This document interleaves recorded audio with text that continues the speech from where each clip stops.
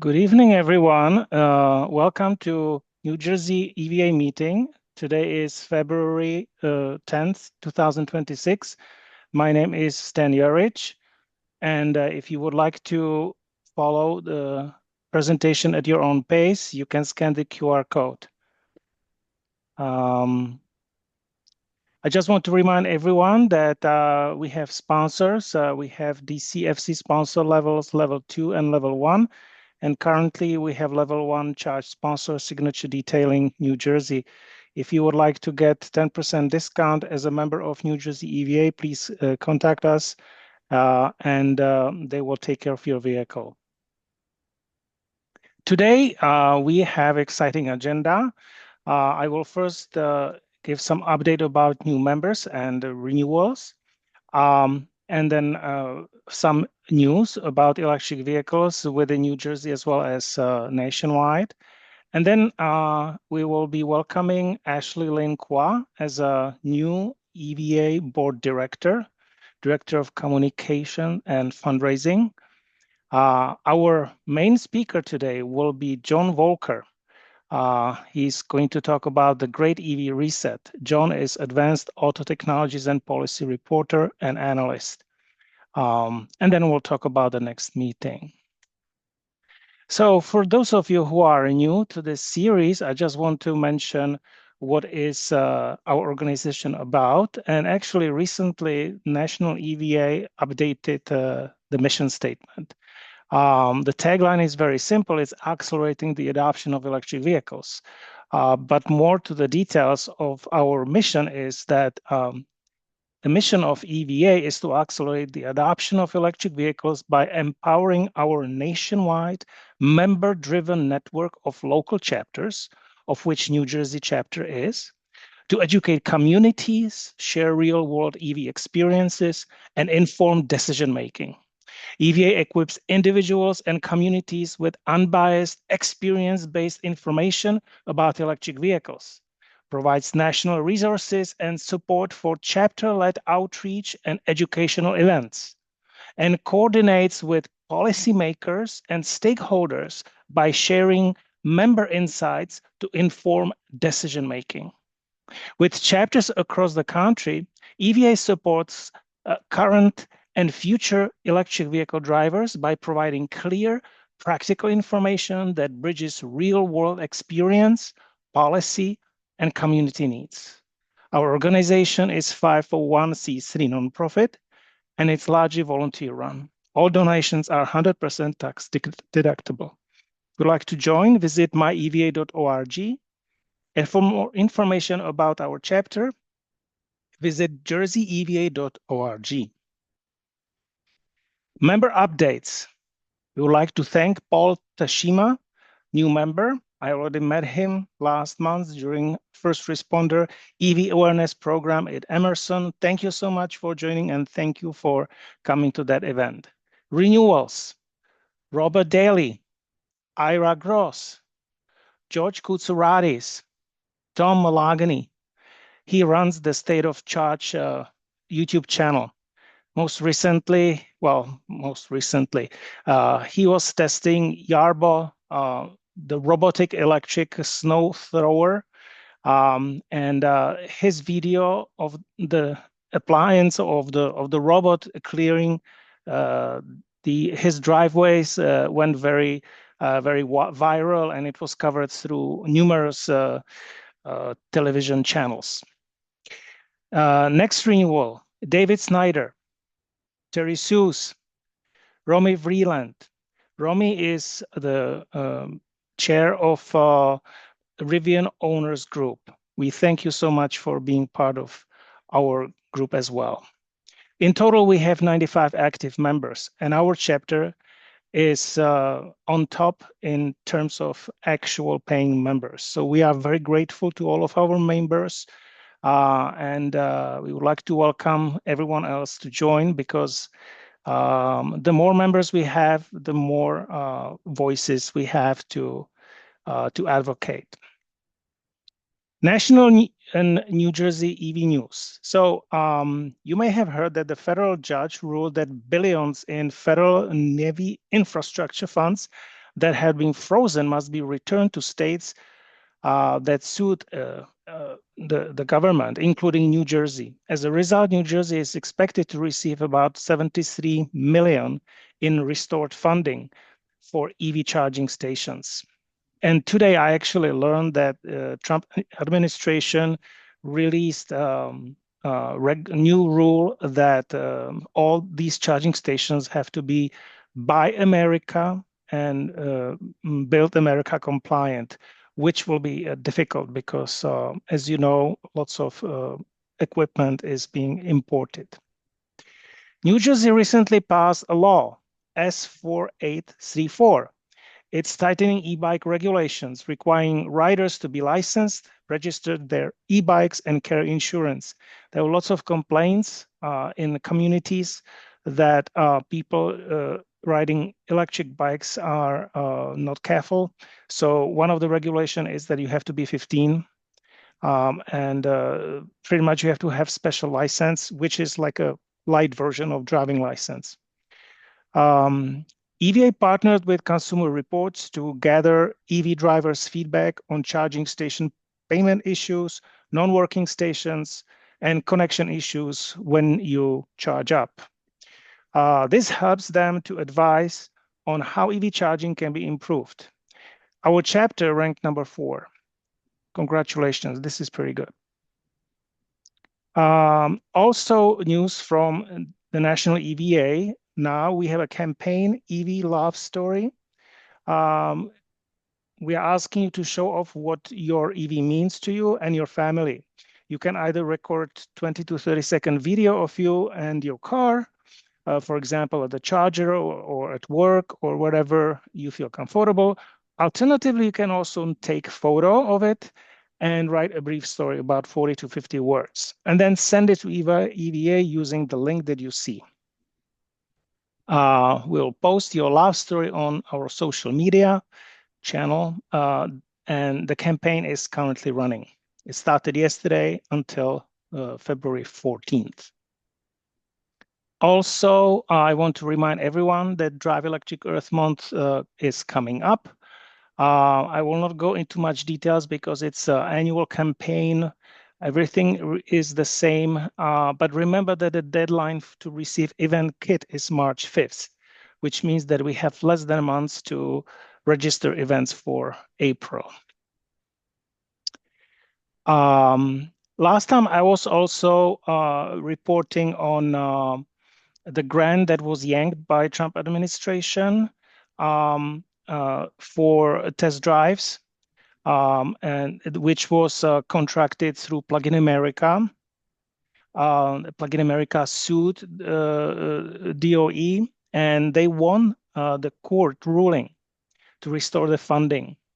All chapters were reimbursed for the 2025 events, but even though the court ruling was clear, we don't know what is the status for the 30 events planned for this year. Also news is from the EVA that there is now EVA store. You can buy garments. Those that are available are with the National EVA logo. You can buy t-shirts, you can buy hats, sweaters, water bottle. So lots of exciting things are available. And now I would like to invite Ashley Linqua, our policy lead, who recently was voted to become a EVA board member. And she's now Director of Communication and Fundraising. In her professional life, she's a Senior Manager of Transportation Electrification, Smart Electric Power Alliance, or SEPA. Ashley, take it away. Thanks, Dan. Hey, everyone. Friendly face here, hopefully, if I'm new to you. I am all of those things that you see on the screen right now.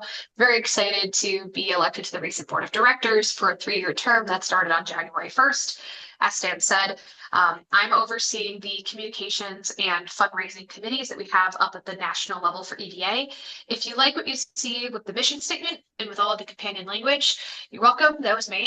We needed to revive our entire mission statement and have a better direction for how we can support the chapters. And I'm super passionate about giving folks like you the tools that you need to have really informed conversations and really bring your story to the table rather than just spewing facts at each other. If you remember back in July of last year, I had an entire presentation about how to tell your EV love story, how to talk about your experiences. We practiced with a couple of folks, and then we were talking about, all of those different skills. Why? We had the Kilowatt Cookout in August, and we had a whole host of new folks. And if anybody's been following it like I have, that event was like my baby.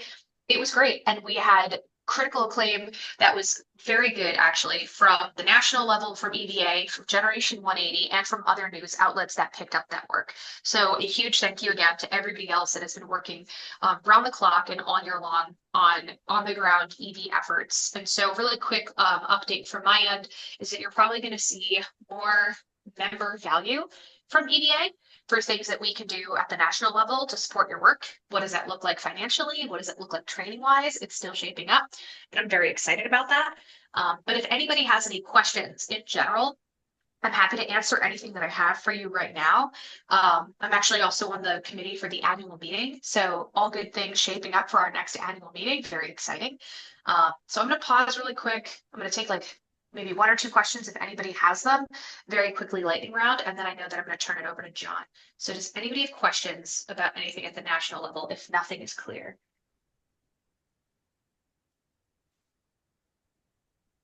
All right, I'm not seeing any hands up. I'm not seeing anything in the chat. Good. I'm all glad that we're on the same page. So those are really the end of my own remarks. If at any point you folks have questions, I now have a brand new fancy email, which is really nice. It's just Ashley Lynn Qua, my entire first name, at myeva.org. So very easy to reach me. Feel free to reach out anytime. Comments, concerns, questions, the whole gambit. Happy to answer and get back to you. I'm pretty responsive with my email. So back to you, Stan, and thank you, John, for coming today and for speaking to our organization. Thank you so much, Ashley. And again, congratulations on your new role. We are so excited that finally someone from New Jersey is representing us at the national board, and who would be the better person than you? So this is fantastic. Okay, now I would like to switch gears to our main presenter. And John Voelcker, he covers advanced auto technologies and policy as a reporter and analyst. As a contributing editor at Car&Driver, Inside EVs, and other outlets, he specializes in electric vehicles and the energy ecosystem around them. John edited Green Car Reports for 9 years, where he published more than 12,000 articles on hybrids, electric cars, and other topics. His work appears in online, print, radio, and TV outlets that include The Verge, The Drive, Charged EVs, Wired, and NPR's All Things Considered. He is the subject of the upcoming documentary A Son's Journey, How I Became an Automotive Journalist from Hampton Films. In his off hours, he is part of the deluded but cheerful team at the YouTube channel Tempting Fate Tours. He splits his time between the Catskills Mountains and New York City. So I am going to put a pen here. And let's get the conversation started.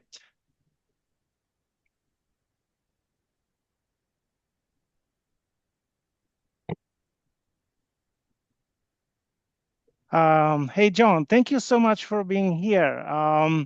Could you please share with us your personal EV story?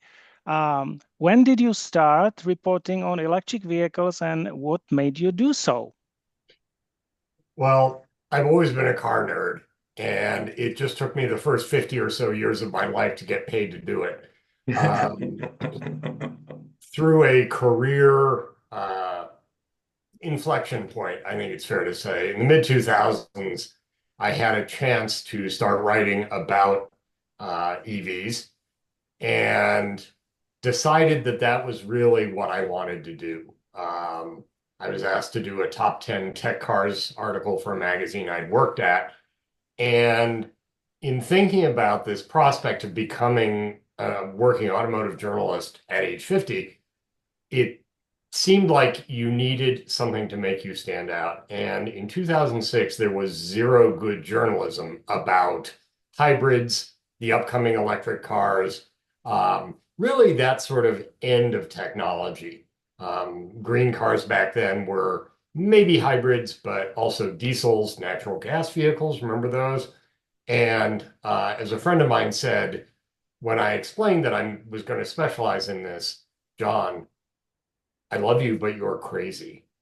No one cares about hybrids except smelly hippies, and they don't buy new cars. I remind him of that about every 3 years. So anyway, I freelanced around for a while, and in 2009, I got hired to run Green Car Reports and really get it off the line. I quit in 2018 after we were able to sell the company and after a hiatus where I drove around the country in an old car. I decided I wanted to become a freelancer and do more of the context pieces, the explainers. And that's pretty much what I've been doing ever since. And it was a great thing when Car&Driver asked me to join as a contributing writer because everybody tends to know them. Yeah, yeah. And I remember you back in 2012 when I purchased my first electric vehicle, Mitsubishi IMEF.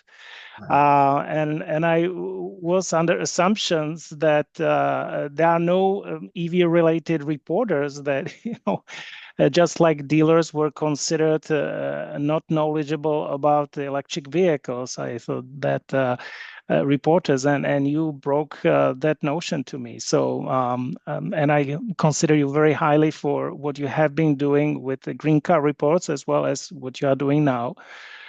So thank you so much. My next question is, and we purposefully titled this presentation. Well, we wanted to borrow your title, the Great EV Reset, right? Why? Because electric vehicles, as you know, they are extremely politicized. And forget whether we expected what the election results will be in 2024, but it did happen, and the new administration killed the federal tax credit. They killed it relatively fast. Of course, it had to be passed by Congress, and the Congress passed it around the mid 2025, and they said, okay, you have 3 months. So by end of September, all the federal tax credits expired. But the question, or one of the question is, do we have precedent from other times or other places when tax credits expired? What happened after EV incentives went away?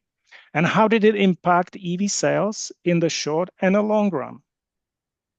I think the first precedent is probably when tax credits for hybrids went away. I want to say 2009, but fact check me on that. And other benefits, in particular in California, getting single occupancy hybrids into the HOV lanes on freeways, those also sunsetted as the stickers that allowed them to do got phased out. So in that case, and in cases both in Germany and in England, you have varying results. Usually there's a dip right after the incentive goes away, and then there's a return, there's a climb back up at some rate. And really it's the shape of that curve that's the big question. In one case, I think it was Germany, and I apologize for not looking this up beforehand. I should have done that. But I think it was Germany where the incentives went away, EV sales dipped, And then within about 9 or 12 months, they were essentially back to where they'd been and they kept climbing. I think England was the converse of that. They didn't come back to the same degree. So the other thing is that I've covered EV sales for 15 years now, and there have been, I believe, three, definitely two, but I believe 3 years over those 15 where EV sales numerically were either completely flat or actually down from prior years, usually due to a combination of no new models and particular local issues. There was a wave in the mid and late 2010s of states putting taxes on EVs that in many cases were disproportionate to the gas tax they would have generated if they were a gasoline car. And some of that did tend to throttle things a little bit. Right now, what we have is essentially 3 national markets. California is its own country. I believe it's over 25% of new cars in California sold now have plugs, and that number doesn't look like it's going to abate anytime soon. You have a second string of states, our states, I'm a New Yorker, our states are within that sort of second tier. Some other ones, including places like Texas, Georgia, often they have EV plants in them. And then there's sort of the rest of the country. Sadly, including Michigan, although finally the Hope makers in Detroit make EVs to some degree, so they're starting to sell. But one of the global, I'm jumping ahead in one of your questions, Stan, sorry. One of the things that it appeared the auto industry assumed 15 years ago, certainly after Tesla became a success, so 10 years ago, and climate regulations came in, is that the major affluent markets of the world would all adopt EVs at the same rate. And that has proven absolutely totally wrong for varying reasons in each case. China seized on EVs as its way to get a foothold and then dominate a chunk of the global auto industry. It Can I concluded. stop you for a while? I want to go into China. I Okay. just want to make sure that we stay on topic right now. So the impact of incentives going away.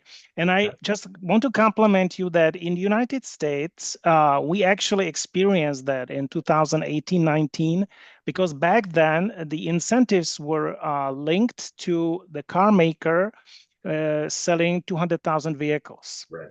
In the US. And If I recall, Tesla, GM, and one other ran through them. Pretty much only Tesla and GM. Right. Tesla, obviously, because they were very successful in marketing and selling them.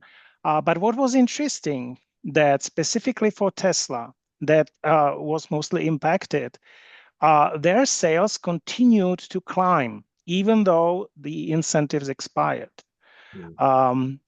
Do you remember that? How is that possible?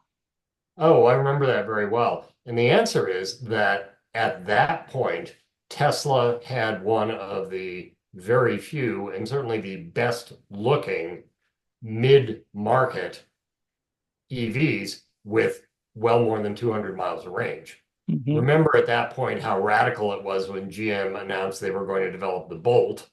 They actually put it on sale for 2017 with 238 miles of range.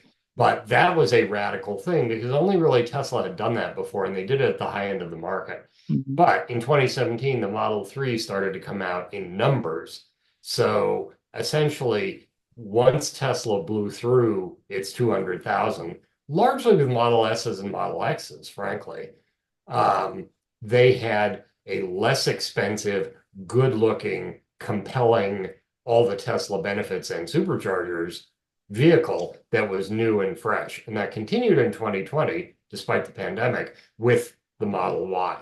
So one of the things is that fresh product really does count in the auto biz. And Tesla, at that point, had exactly the right ones. GM had the Bolt. That was good, but they certainly didn't have their lineup of what we used to call Ultium EVs.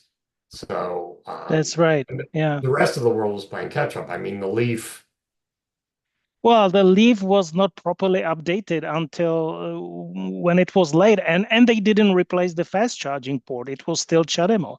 Who cares about CHAdeMO? You know. So um, next one. So now that we don't have the incentives, who among the car manufacturers will benefit from the lack of EV incentives? I think the answer is those makers who have sufficient volume that they can get their costs down through economies of scale, and those manufacturers who've made a serious commitment and are dedicated to selling EVs despite the rough seas. Hmm. I would put among those, I think, well, Tesla is its own question. I'm going to set them aside for a minute. Uh, Among the rest of the world, first and foremost, Hyundai and Kia. Um, they are reputedly the mass market maker outside the Chinese that Toyota is most scared of because they are very aggressive. Every generation of their cars is significantly better, and their larger EV platform has several interesting technical features like 800-volt powertrains Right. that really position them well for the Yeah. future. Plus, they have amazing styling. So you have Hyundai Kia, you have General Motors, which now, I mean, people tend to downplay it. They actually have 12 different EV models on sale. They have Some of lots them of are Cadillacs. 500. I'm sorry? Lots of Cadillacs they have. Yeah, I think 4 or Four 5. or five, yeah. Yeah. Yeah. Well, and Cadillac is really sort of the brand that they are pushing EVs most heavily because they do well up top at the top of the market, simply because the cost can be justified. Um, so then Ford is an open question to me. I'm waiting to see what they have to say about their universal EV platform. There are mixed reviews among my colleagues and the analysts I talk to. Some people think it'll be good. Some Hmm. people think it'll be good, but not good enough. We shall see. And that's Yeah. a year to a year and a half out. Hmm. Hmm. Stellantis, I haven't the Yeah. vaguest idea. I think they'd like to kill every EV in the entire country if Oh, they could. yeah. Yeah. Don't think they're going to be able to, but we'll see. I just Um, read article that they had co-financing with LG to produce batteries, and they sold the part in that company for $100. And now LG will switch to make these batteries to be for energy storage, which of course it's a good business proposition because we need energy storage a lot. yes. Well, Stellantis is also really cash strapped in a way that neither Ford nor GM is. I mean, it. I have said this in public before. Stellantis remains the same question that people asked about Fiat Chrysler. If you take two rocks and strap them together, are you going to make something that floats? And the same really applies to the combination of uh, Peugeot and Citroën and the former Opel and Fiat and Chrysler. So they have bigger problems than EVs at this moment. But I said that about Fiat Chrysler 10 years ago. So Volkswagen has tried really hard. They are doing fairly well in Europe. They have a cost basis problem. Their US EV initiatives have not gone particularly well, in part because the ID4 is old. It has not been particularly updated. Um, its software remains problematic. There were some weird design decisions. While they're making it in this country, they're selling a fraction of their production capacity. And I really don't know what's going on with Volkswagen, but they have consistently missed the market in the US for a very long time. Um, Basically for 20 or 30 years. So there's that. Do you think Uh, that their Audi and Porsche branch are doing better? well, Porsche has kind of hit the limits of electrification at this moment and discovered that a large portion of its wealthy, usually male customers really like combustion engines and have no intention of giving them up. So they have done some backpedaling, Audi the same. I think the mix remains to be seen. Um, And all right, so that's the Europeans. There's only one Korean company really. BMW is clearly serious, but they are also having a mix, and they're really more than almost any other maker saying, we have a model, a 3 Series, an X3. You can have it with gasoline or you can have it with electricity. But the electric versions are better and better and better. I was not initially a believer in shared platforms. I think the compromises in making a platform that both accommodates a really large, heavy combustion powertrain and batteries under the floorboards are significant. But in fact, BMW has done a good job. I've driven some of them, haven't driven the newest ones. They're good. Mercedes-Benz, after a rather rocky start with cars that did not look like Mercedes-Benz's, seems to be finding its feet. The new CLA is supposed to be very good, and I'm looking forward to driving that one. And so that's pretty much it, save for Tesla and the Chinese. Tesla, I no longer think I can make any predictions about because it seems to be running away from being a car company that sells electric vehicles as fast as it can. I think a lot of the things said by its CEO are idiotic and don't reflect economic reality. It remains to be seen whether they can switch Tesla into some combination of AI, social media, and robotaxi company, but I am skeptical. On the other hand, those of us who've been doing this for 15 years knows it's very dangerous to bet against Tesla in print. So that one's a big TBD for me. And I think the Chinese will do well whenever they get into this market. But Yeah, you may want that's to let's hold on to it. And then we have Rivian and Lucid. We do. As the EV only, plus you want to give credit to Polestar, and somebody made in comments Volvo, right, which is actually Chinese. Volvo is Chinese. Its Scandinavian execs get very cross when I refer to it as a Sino-Scandinavian company, but it is. Polestar is struggling deeply. Polestar discovered that it is actually hard.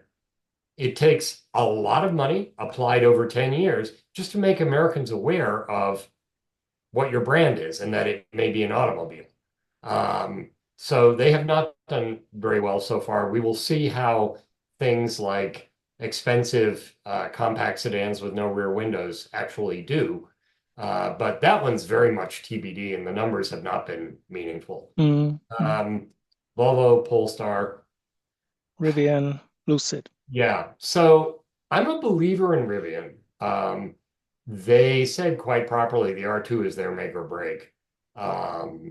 And I really want an R3, like a lot of automotive nerds and auto journalists, and probably some people in this room. That one will come down the road. That's really their vehicle to get into Europe. Europe is not particularly down with 3.5-ton EVs. And so if Rivian can get the R2 out on time at the price promised and produce it in volume to meet demand and continue to market and expand its brand beyond the early adopters, also this probably the room, then I think they have a chance. They also have the van side of things, which is good. And the other one is Lucid. I'm a huge Lucid fan. Their cars are just spectacular, both of them. I love them. If I had silly money, I would own one. Their software is terrible. And I was privileged to have a chat with some other journalists at CES with their acting CEO, who said quietly that he canned most of their user interface team. Hopefully they will get better.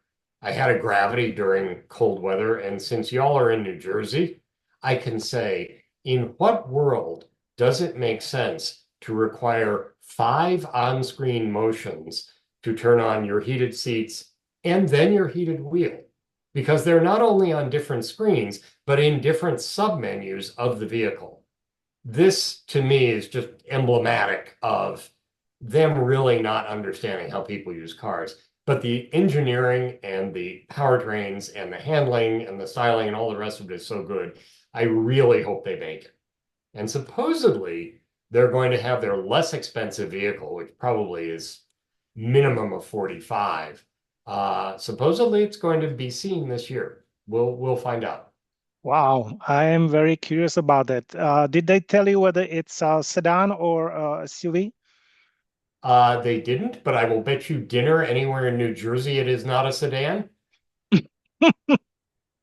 I'm European. I'm always hoping for more sedans, you know. Yes, so look about you on the roads. Okay, let's go to the next one. Is the decline in EV adoption global or just the US, right? Because we obviously have a problem, but how about the other countries? You can go to Um, China. China is now a majority new car sales in EVs. There is a lot of not so subtle nationalist propaganda in China to buy Chinese cars. And finally, Chinese cars are as good as the imported counterparts. So pretty much all of the automakers that came in the 90s and made a prodigious amount of profit off 50-50 Chinese factories have been told, we appreciate what you did. You may leave now. And sales of Western brands have plummeted. I Hmm. think GM was down half its volume in 5 years. So China finally does have a domestic auto industry, and it is now majority EV in terms of new vehicles sold. Um, the rest of the world, Europe has roughly double the EV penetration, and it will continue to go up. There are still incentives. It varies enormously among countries, and I'm not going to try to, I mean, yes, Norway has majority EVs. Norway has 5 million people. It doesn't really count in the global auto industry. I That's say right. that with great respect to any Norwegians who may be in the audience. However, And they're cold country, right? So people who are saying that electric vehicles struggle in winter, oh, how come up that Norway has 92%? well, and that leads us to Quebec, which is really the California of Canada.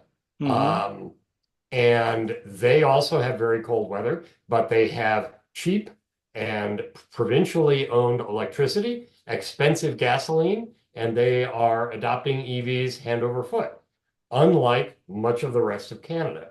So again, adoption will be very uneven within countries. California is really its own country. I mean, I believe it just went to be the fifth largest global economy all by itself. Um, and so it will have a very, very, very different EV rate in terms of adoption from states like Pennsylvania or something like that. Absolutely. And coming from Europe, I know that Europe is also going up, although, as you pointed out, they are very uneven. I'm coming from Czechia, and I was the other day looking into relative adoption of electric vehicles, and I found that Ukraine has more percent adoption of EVs than Czechia, and Czechia is more towards west. We are just neighbors to Germany. So my interpretation was like, hey, you know, maybe they feel the need to be independent on Russian oil. And they are getting very creative. I've heard that they are importing crashed Teslas from Yes, United States, and yes. they fix them. They fix them, and the owners, the previous owners in United States, they look at the app. Oh, my car is in Ukraine. How come? Yeah, yeah. I actually had a friend that happened to. He sold his Model S, and there are stories on, I think, Jalopnik. I forget where they were. Anyway, Hmm. I would point out, however, that there are actually Czech branded electric cars from Skoda. So Yes, and carrying on. Skoda is part of Volkswagen Group. Yes. Yeah. Okay. Next one. Which one it is? Uh, how fast are EVs adopted in other countries, particularly in respect to buyers' wealth? And why is India among the countries with the highest EV adoption growth despite low incomes? The answer is simple to that latter part, two wheels, not four. Electric two-wheelers are actually a massive multiple of electric four-wheelers in India. But India also thinks strategically to some extent, and it does have its own auto industry. And so I haven't driven any Indian EVs. They've been playing in them for 15 years now. I sort of covered some of them back in about 2010. That's going to be a very interesting one to watch. I don't think I have any particular insight beyond the fact that the bulk of wheeled transport in India has two wheels, not four. And actually, electric scooters, motorcycles, and so forth are a much more practical way to electrify. Plus, the country has some of the world's very, very worst air pollution. And so there's an obvious reason, not only regulatorily, but in citizen understanding, to adopt EVs. Yeah. Well, speaking of the two-wheelers, I think a few decades ago, China was also a two-wheeler country. And as they grew their wealth, they started adopting four-wheelers. And I think, correcting me if I'm wrong, the fact that Indians are mostly poor than in India, okay, um, that when they want to buy a car, they buy a small car. And small electric car is not as expensive as large electric vehicle. Is it possible to say that because they're okay buying smaller with shorter range, they can actually give themselves advantage and finding an electric vehicle that is much affordable than what we have here, but it's also smaller? Yes. Certainly a family car in India is a car of a size that in the US people would be disinclined to drive themselves because it's too small in a world of jacked up road trucks and whatnot. They are slower, they have lower ranges, and they are able in some cases to be practical EVs. One of the things that hampers the US is I had a GM executive tell me probably 10 years ago now that their surveys really indicated that 200 miles of EV range rated was the absolute minimum for consideration, but people started to get comfortable at 300 miles. And many, many, many, many, many engineers have come back, many of them as EV advocates have come back and said, but that's ridiculous. You don't need 300 miles for 94% of your trips. It's like, well, yes. But in the US, we have no viable mass transit, and we have spent 75 years building highly dispersed, very, very low density suburban homes where if you do not have a car, you will starve to death. And so there are no alternatives to personal vehicles, and your personal vehicle thus has to be able to do not just 94% of your life, but 100%, including taking the sick toddler to the hospital, which may be 45 miles away at 2 in the morning. And so the range requirements for people to feel safe bringing an EV into their life are much higher in the US than in almost any other country. Mhm. Yeah, that makes lots of sense. Um, we have a question in audience about the BYD. And I know that you already started talking about Chinese vehicles, and we have a question coming up about more details, but maybe we can jump into it. Do you have personal experience? Did you test drive any BYD or any Chinese electric vehicles? I have not test driven any BYD vehicles. I have test driven four Chinese vehicles all told. I was amused when you mentioned Tom Malogny's name because he was able to facilitate me driving a Xiaopeng in 2020. That was clearly not ready for prime time. The only thing I'll say is that I've only had two cars in my career driving 600 different cars where I've been able to overpower the anti-lock brakes, and that was one of them. But the three Geelys that I drove last month were all impressive in their own right. I drove a gasoline combustion Geely Starray, which is a subcompact small SUV. Depending on the price, it would probably sell here. Its interior was sort of like two generations of Hyundai ago, but it seemed well screwed together. Didn't have great performance, but it was no longer laughable. It was perfectly competitive. Um, I drove a Lynk & Co. '09, which is basically a more radically styled version of the Volvo XC90 SUV. It was pitched as a hybrid, but it turned out to be their mild hybrid because it really didn't drive like a hybrid. Um, Nice enough. Again, a question of price. And then I drove a Zeekr, that's Zeekr. Uh, oh boy, I'm forgetting the numbers. Something like P7 or 7X, sorry. Mm-hmm. And X7, 7X. X7 is a BMW. And that's basically their Tesla Model Y competitor. Interestingly, it's built on the same underpinnings as the Volvo EX30, but a much longer wheelbase, so it holds humans in the back seat. This thing, again, depending on price, would go head to head with a Model Y, and the interior is slightly less spaceshipy. Interior is not quite as nice in terms of being all black and having a lot of plastic, unlike the new Tesla interior, which is actually quite nice and a little bit lighter, the one I drove in the redone Model Y. But this thing, again, if it could match or underprice the Tesla Model Y, I think it would do quite well because it's the right segment. It's a compact SUV. It's good looking. It has enough knobs to keep people happy. It's got great performance. It is half a ton heavier than the Model Y for similar performance, which is interesting because it's LFP cells, not the more NMC. powerful chemistries. And NMCA, yeah. So I was impressed with all three of them.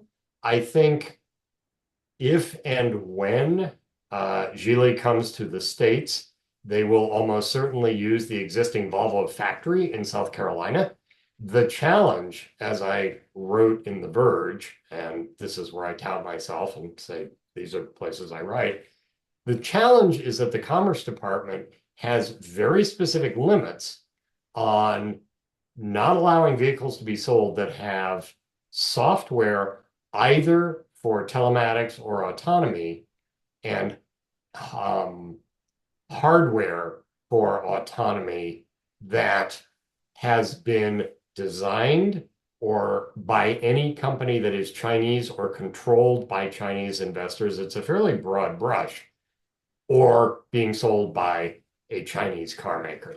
So how Geely is going to square that circle remains to be seen, but Volvo will be the canary in the coal mine because Volvo very likely has some Chinese software in the several models that it makes in South Carolina and has done since 2018.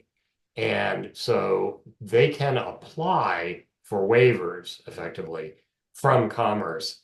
The real question among the national security folks I interviewed was, will there be a comprehensive review process really to dig into the software, look at it, look at the industrial structure of the companies that make the hardware and the software and review it aggressively? Or will it be sort of a rubber stamp because they're bringing cars to the US and building them in the US, which was what our current president said he wanted. Mm. I just want to mention to audience, I know that some of you are eager to ask questions. Hold on, I still have some pre-printed questions, and don't worry, you will have a chance. I'll stick around if needed. Yes, thank you. I have a question regarding Ford. You mentioned that the jury is out for Ford. Specifically for Ford because they had very compelling Lightning, Ford F-150 Lightning. But maybe not surprisingly, after administration has changed, they said, oh, electric pickup trucks in USA, oh, they were failure. We are just pulling them out of the market, right? And at about the same, well, earlier on, they announced the new platform that you touched bases on. Do you think that this, and I mean, it's a hard question, but do you think that this new platform will be successful? And more specifically, how come that the new platform would be now good for pickup trucks? And how are they going to address one of the major concern, which is towing performance? Great questions. I don't know enough about Ford's UEV platform to have an informed opinion as yet. I've read the same things that I'm sure you all have about rebuilding the assembly process and reducing cost, and the best part is no part and so forth. Great. I look forward to learning about that over the next year. However, the difference here is you have to look at different segments of pickup trucks. The F-150 Lightning was the full-size classic body-on-frame pickup truck, which are in fact used for things like towing. Not quite as much as the automakers would have you believe, but there's a lot of aspirational requirements. I hope to have a boat one day, so I must have a pickup truck that can tow 10,000 pounds. You remind me a friend of mine who bought a trailer. And I think it was 2 or 3 years ago. That trailer is still in the garage. It's a typical case of aspiration just going nowhere. Back to you. But, many car dealers have sent many children to many expensive colleges based on irrational behavior by car buyers. So the thing about the UEV platform is they have said it will make the first and only really product they've announced is a mid-size electric pickup. What that means is if you actually have serious towing needs, your friendly neighborhood Ford salesman will point you towards something that has a gasoline engine. But the example I'd like to use is the Maverick. I just spent 2,650 miles in a Maverick all-wheel drive hybrid, which can, by the way, if you get the package, tow 4,000 pounds, which personally is enough for any car I own on a light trailer, but I digress. But more than that, the Maverick has been a huge, huge, huge success. They sold more than 150,000 last year. They've expanded production in the factory. And this is a vehicle that's really a mainstream pickup truck in Central and South America. They use smaller vehicles because they're cheaper. This in the US has really taken the place of things like the Ford Focus because it is a compact vehicle. It will hold 4 people. It has decent handling, independent suspension. It's just that Ford has decided that Americans are willing to drive small, manageable pickups that drive like cars instead of hatchbacks like the Ford Focus, because the regulatory environment for trucks is much, much, much easier and gentler than it is for those cars.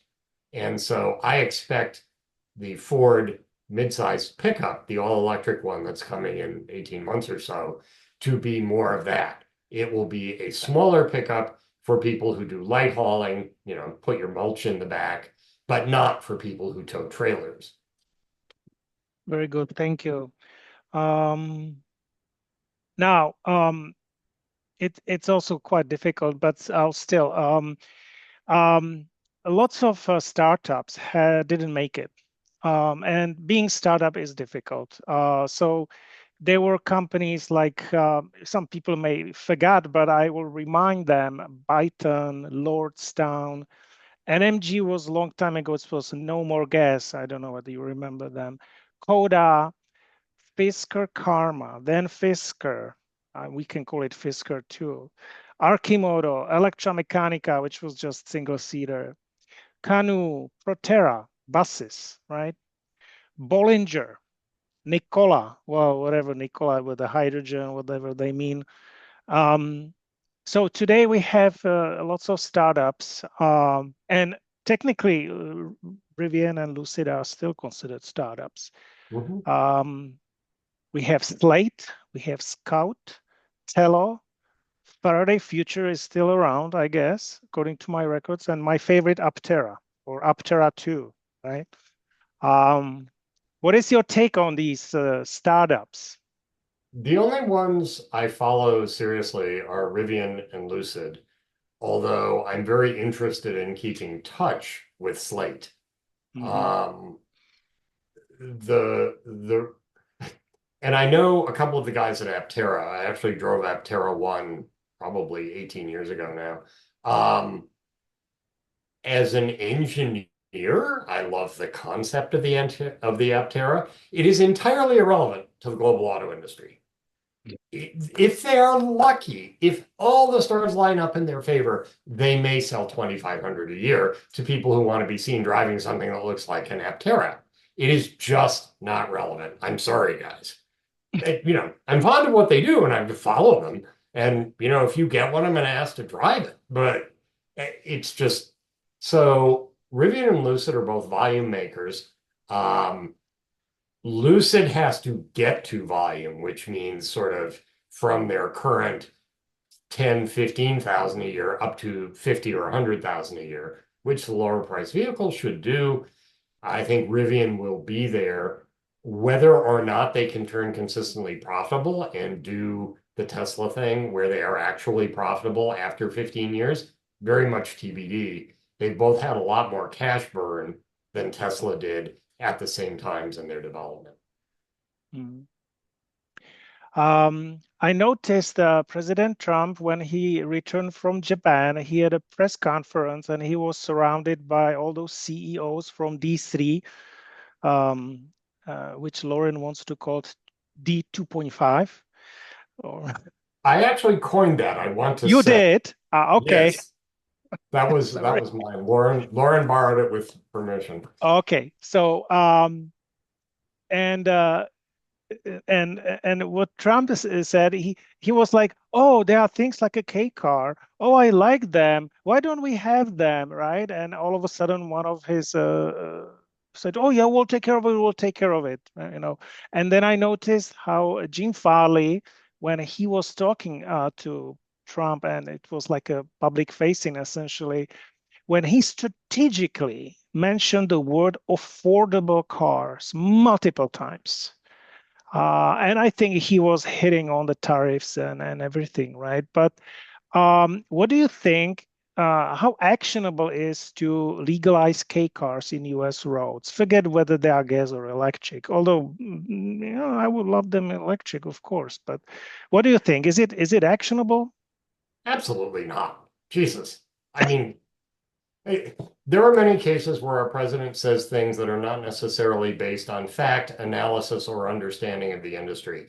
This was one of them. But part of the CEO job description is to stand next to people like the president of the United States, look pleasant, not react if that person says things not supported by reality, and tell them what they want to hear to try to keep your company on the tracks as much as possible. So that's comment one. Comment two is affordability is, in fact, a really major problem because a decreasing portion of American households can afford to buy a new car. Now, we sell 2.5 times as many used cars every year as we do new cars. But at some point, yes, lightly used cars are just as good a value and they're somewhat cheaper, but the market kind of reflects that. But to keep the factories running, you've got to have a certain level of new car sales. Affordability is a tough nut because, quite frankly, Americans like bigger cars. And at a certain point, you start to feel unsafe in anything that isn't a full-size SUV. There's a lot more safety equipment, a lot more structure, enormous amounts of telematics and what we call ADAS, the advanced driving assistance systems, built into cars now as standard or under government rules that really do raise costs. And so it's not clear that you could bring in a 25 or $20,000 car and sell it successfully because it would have to be so small that it probably just wouldn't sell. Yeah. Okay. I think it's time to open question to others. Ashley, you really wanted to speak up, so go ahead. Yeah, it was less so that I don't think that I could articulate it effectively in the chat. Literally as of today, hot off the press, you had the NEVI Buy America waiver proposal that came out. John, I'm curious about your thoughts, since for the folks on the phone who may not know, I have to follow this. We're going from 55% to potentially 100% of domestic content, speeding up that timeline for electric vehicle chargers under the Buy America program. And it's really interesting to see, since I have the concern that this may be, this is my tinfoil hat, that this may be a method that says, fine, if the federal government is forced to put money in the pockets of the folks who have NEVI funding, we're going to make it as difficult as humanly possible to get that money out the door when NEVI is already a bear to deal with. Am I on the right track with my tinfoil hat theory here, or are there other market factors at play that I'm not aware of? I am not aware of other market factors. Okay. I don't have any data, honestly, on the proportion of domestic versus imported components within your basic US-built DCFC charger. I could imagine that certain components, be they power electronics in particular, Yep. while they could be built here, you get the usual chicken and egg. There hasn't been the volume of demand for DCFC, so buy them out of Europe where they're putting in multiples, et cetera, et cetera. Yeah. I suspect that one too will probably go to court. Where it ends up, I don't know. What was the effective date of that rule, of the change? Today. It is currently just a press release regarding the proposal. I don't know if it's effective as of yet, or if this is just currently a proposal that has been released on the street by USDOT. So I needed to dig into it. Okay. I think today's press release war was all about the endangerment finding, which is its own issue. Yeah. But I could see the argument that this is a way that an administration that appears to loathe EVs and clean energy at some sort of very visceral level would maliciously comply with a couple of differently aimed regulations. I certainly can't speak to those folks because they don't talk to me, but I could make the case for the argument you have articulated. Okay. Thank you for that. I appreciate it. I'm just scrolling through the chat, and I just want to highlight our VP, Mario Caballero. He has had a chance to drive Chinese electric vehicles in Mexico and in China. Mario, do you want to give a little bit more details verbally other than chat? Sure, yeah. So I do travel a lot for work, so I do get to see a lot of the auto industry in other countries, and Costa Rica, amazing the number of small BYD EVs going around the streets. Mexico, I did get to see BYDs. The seal is amazing. I got to drive an MG as well. They perfectly fine cars, right? Even my son owns a Polestar too. It's made in China. It's very good car. So I think that once the Chinese automakers are able to get into the US, I think it's going to be very challenging for the legacy automakers to compete with them, unfortunately. The solution I liked, and I forget who suggested this, was that Chinese makers wanting to build and sell EVs in the US come into the US under precisely the same terms that global automakers went into China 35 years ago, which is to say, you must establish a 50-50 joint venture with a local automaker so they can learn from you. That said, I'm not convinced our friends in the Detroit 2.5 would accept that. And I'm not sure the Chinese companies would agree to it.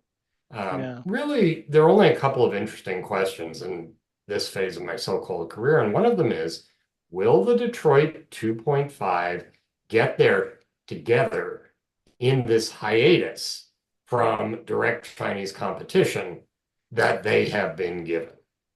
I think it's an open question. I think at least one of the three will, maybe two. No idea about Stellantis again. Um, I should also point out, though, everybody is sort of assuming that if the floodgates were open, you would have 6 Chinese vehicle dealerships on your streets next year. Not true.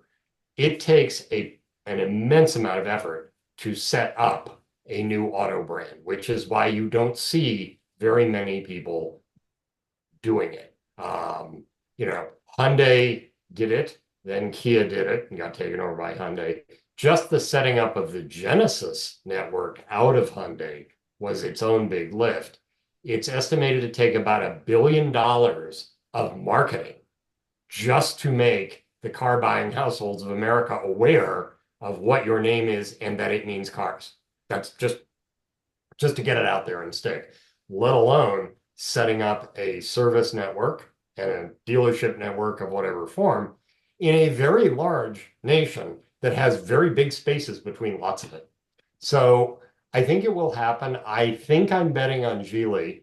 BYD is biding its time for now, although they do have a bus factory in California. But it will be a slow process in, let's say, the next 3 to 5 years. Will Detroit be able to build things that are competitive? Very much TBD. That's actually a question that I was going to ask you. With all the retraction that is happening with incentives and everything in the US, how far back do you think it's putting the US automaker, the US auto industry?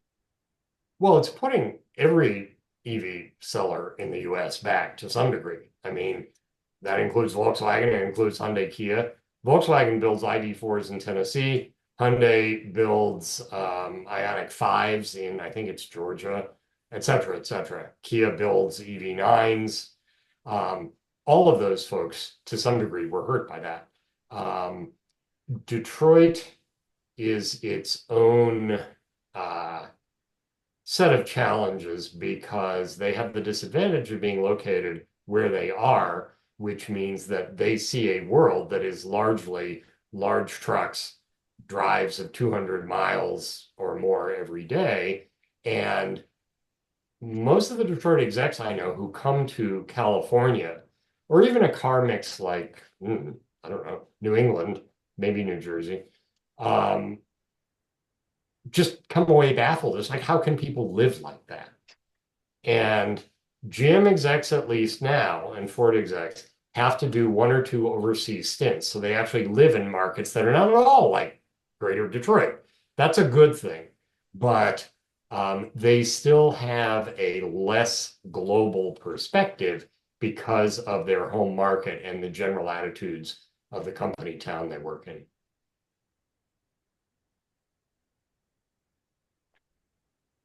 Yeah. Another Next question, question. folks, guys. I have also one note here, but it's a so most dealers, we tend to always complain that dealers are those who sell the cars, not the car makers.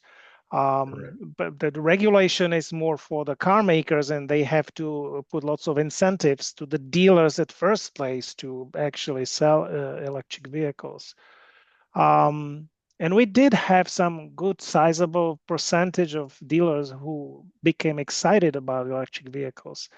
Unfortunately, some of good chunk of those are now being hit. I am seeing people being laid off, including Rivian and Polestar. But from our perspective of being EV advocates, what do you think? How to convince dealers to take EVs seriously, or is it something that we as advocates cannot do, or how can we get more compliance and excitement from dealers to sell electric vehicles? Because before just because the incentives went out, dealers are like, okay, no electric cars, right? It's like as if because of incentives are not here and the president says electric vehicles are bad, that people will follow president and will never want to buy electric vehicle, which it's not exactly true. Like right now, there is still a little bit of overstock. They're trying to sell it, but the car makers are not supplying them. So at some point, there will be insufficient supply. What do you think? There's a lot to unpack in that. Um, about car dealers are very, very, very simple entities. They have three lines of business: selling new cars, which is not their most profitable business; selling used cars, which is way more profitable because the interest rates are higher and people have shittier credit. Sorry. And number three, parts and service, the need for which has been going down for 50 years. So they're doing other things. On the other hand, cars are more complicated. So when you do go in for service, it can end up being a lot more. The issue with selling new cars is that in some dealers, turnover on the sales floor is 50% a year. So there's a certain startup knowledge base that a car salesman needs in order to understand and answer questions properly about EVs.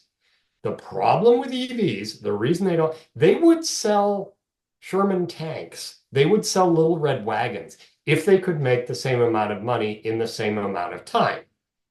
The problem with EVs is, especially as you move into the early mass market, everybody has questions. You know, how do I plug it in? Okay, so I can go from 10 to 80% of my battery in 40 minutes when I plug it in my garage, right? Et cetera, et cetera, et cetera, let alone understanding local utility incentives for putting in chargers, the whole bit. I think it's indicative that Ford and Honda and Hyundai have all said variants of, oh, if we provide an EV charger with the vehicle or a heavy discount and some money to install it, we actually sell more EVs. Imagine. Because no one has gas pumps in their garage, so they don't really understand the metaphor.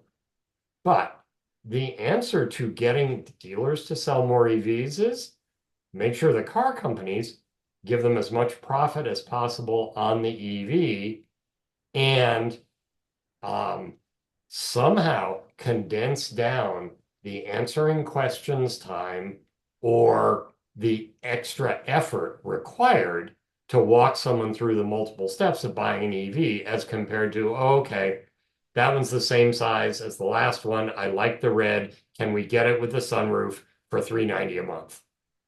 Which is essentially the conversation that people have at their dealers. EVs are harder to sell. There are more questions. You want to put a charger in at home if you can. And if not, you have to figure out where you charge. People don't know there are EV charging stations around, even though they are there, because they don't look like gas stations and they don't have big neon signs that say EV charging here. Lots and lots and lots of issues. But for dealers, it comes down to they take more time to sell, and they hate that. Okay, guys, another question. We need to wrap up.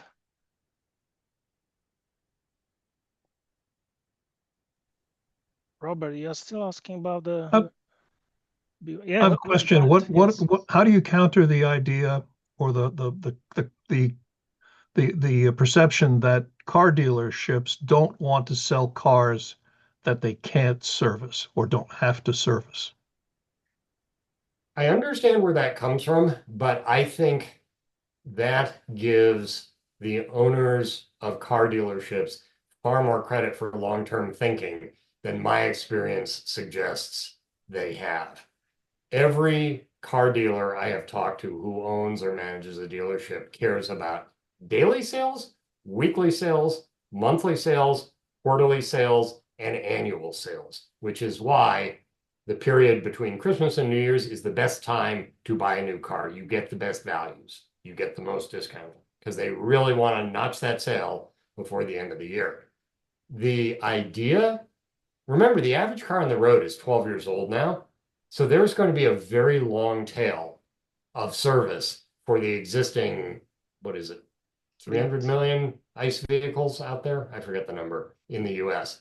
That tail will survive the owner of the dealership. And I have heard things like, oh yeah, I heard EVs need less service. You know what? It's going to be a problem for Junior if he gets the dealership in 10 years or something, if I haven't sold out to AutoNation. I just don't think that dealers are translating.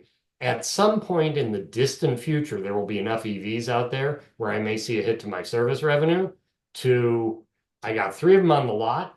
They are older than the other cars on my vehicle. I've had to pay money, borrowed money to have them longer, get them out, sell them. Does that make sense? Yeah, thanks for that.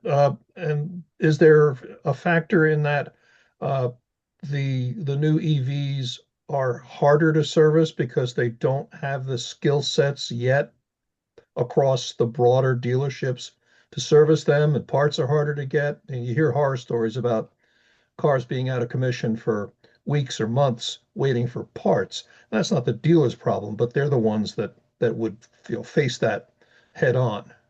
Any comments about that? There is certainly a need for skilled technicians in high voltage electromechanical systems, although that need has existed pretty much since the first hybrid in 2000. Um, because obviously most EVs are 400 volts at this point. Hybrid systems have run from, I think, 280 to 400 volts. So that's the same skill set.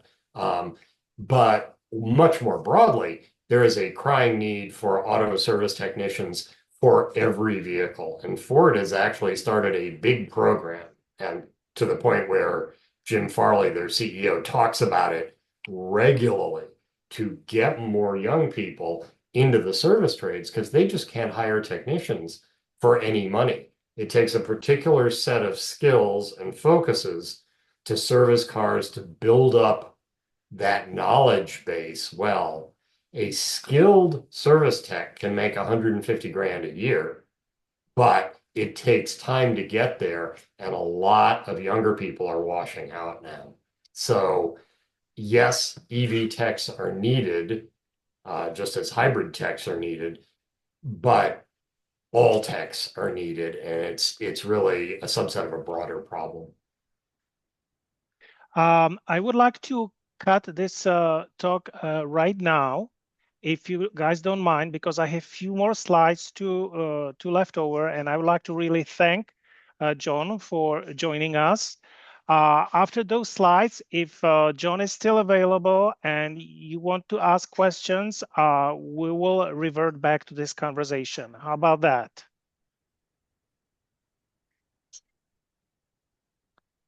So Sure, go for it. Let me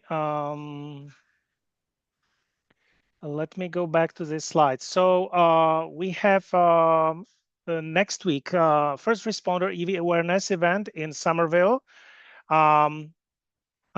We will have actually electric van on display, so this will be great. For those of you who don't know, we are running monthly events for first responders. We have 1 hour presentation by instructor and followed by 1 hour hands-on inspection of electric vehicles, where first responders have the first responder guides, and they are looking for the power disconnects, they are looking for the components, so that they are more familiar with the vehicles. And our pitch at the same time is that we want to make them a little bit more amenable to adopt electric vehicles, because first responders are the demographic that it's on the harder part to adopt electric vehicles. So Thursday, isn't it Tuesday?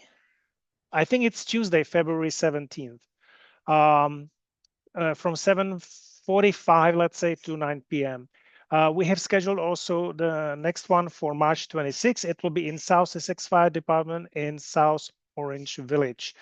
You have these registration links. We use Drive Electric Earth Months to get the registrations. If you would like, if you know your first responders, your firefighters in your neighborhood, and they are interested in the program, they can they can register using this form. More information are available through the application flyer, which is linked here. Our next speaker next month will be Lauren McDonald. If you would like to join us, please register here. These are our partners. We are working with Sustainable Jersey, with transportation management associations such as RideWise, Easy Ride, Go Hunterdon, Greater Mercer, TMA, Cross Country Connection, and we are working also with Tri-County Sustainability, which is a very, very good group. We are working with the New Jersey Clean Cities Coalition, with the Department of Environmental Protection, state agency. We are friends with Sierra Club, Charge GVC, and we are working with the owners group of Lucid, Rivian, and Tesla. So these are our sponsorship levels and benefits, and that's about it. So let's go back to the conversation. If you have more questions for John. Let me just say, I'm delighted you're having Lauren next month. He and I are friends. He does really good data and analysis and has a lot of very smart takes. So you guys will get a lot from him, I think. Well, thank you. I'm open for questions if people have them. I have an idea. I'm going to turn off the recording now, which typically loosens some of the pressure. So those of you who are watching the recording, thank you for watching the recording.